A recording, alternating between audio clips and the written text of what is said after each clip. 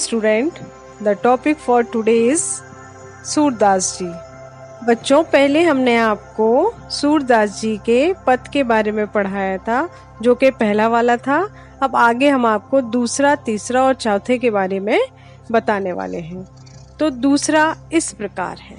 मन की मांझ रही, कहिए जाए कौन पेट को, नाही परत कहीं अवधि आधार आस आवन की, तन मन विधा सही।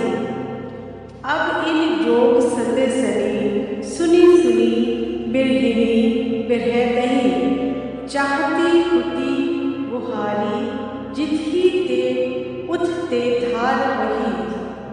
सूरदास अब धीर धरही, क्यों मर जाना ना नहीं। दूसरे पद की व्याख्या इस प्रकार है।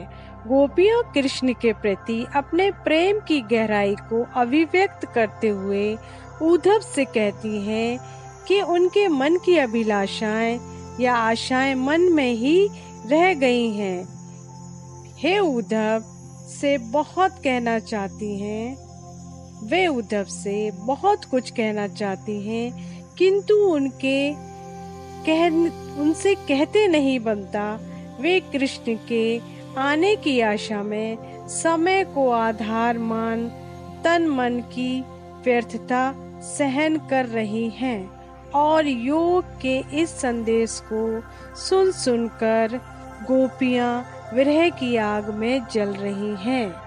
जितना ही वे अपनी रक्षा के लिए पुकारना चाहती हैं, उतना ही वेग से वियोग की प्रबल धारा बह रही है। सूरदास जी कहते हैं, कृष्ण वियोग में गोपियां भला अब क्यों धैर्य धारण करें, क्योंकि अब तो कृष्ण ने ही प्रेम की मर्यादा तोड़ दी। अर्थात योग का उपदेश सुनने के बाद प्रतिष्ठा का ध्यान प्रेम वियोगिनी गोपियों के वश में नहीं है। तीसरा पद इस प्रकार है।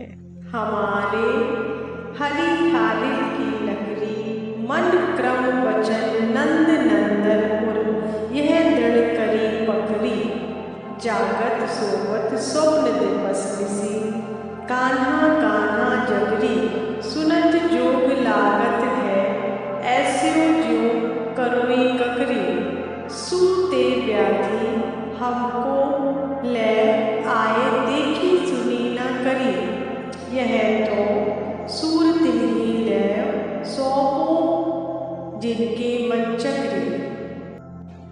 बच्चों, तीसरे पद की व्याख्या इस प्रकार है। गोपियां उद्धव से कहती हैं कि हमारे कृष्ण तो हमारे लिए हारिल की लकड़ी की भांति है। हारिल नामक पक्षी अपने पैरों में सदा एक लकड़ी लिए रहता है, उसे छोड़ता नहीं है। उसी प्रकार हमने भी कृष्ण को अपने हृदय में बसाकर कसकर पकड़ा हुआ है।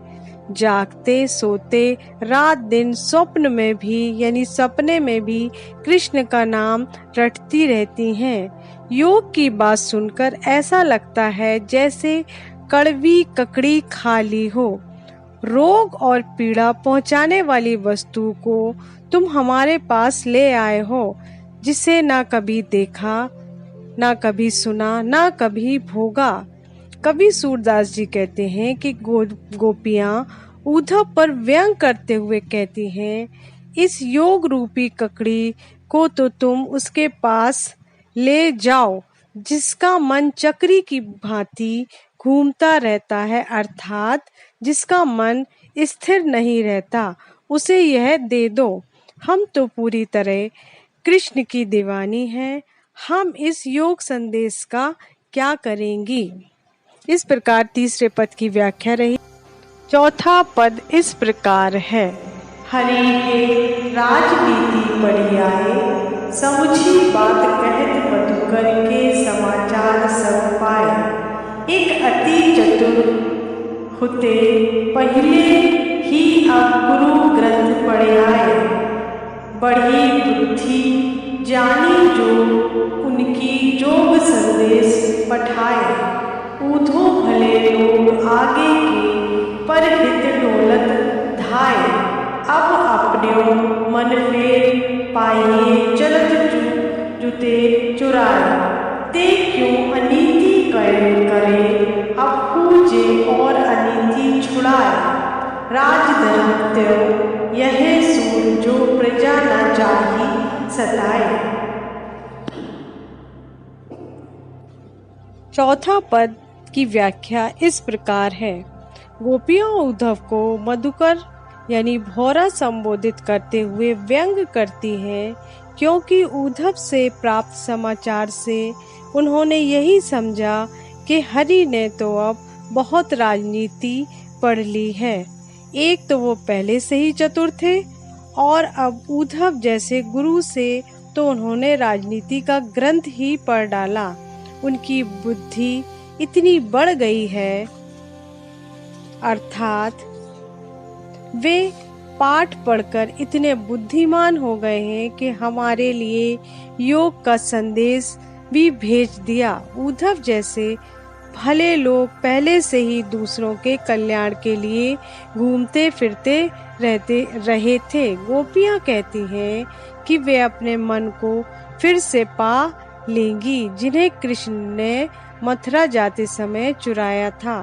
वे स्वयं क्यों अनीति करने लगे, जो औरों को अनीति छोड़ने की बात किया करते थे। सूरदास जी कहते हैं कि राजधर्म तो यही कहता है, राजा को अपनी प्रजा को सताना नहीं चाहिए। राजा तो न्याय प्रिय होता है, उसे अन्याय करना शोभा नहीं देता। इस प्रकार बेटा चारों पदों की व्याख्या है। आज के लिए इतना ही है, मिलते हैं अगली क्लास में।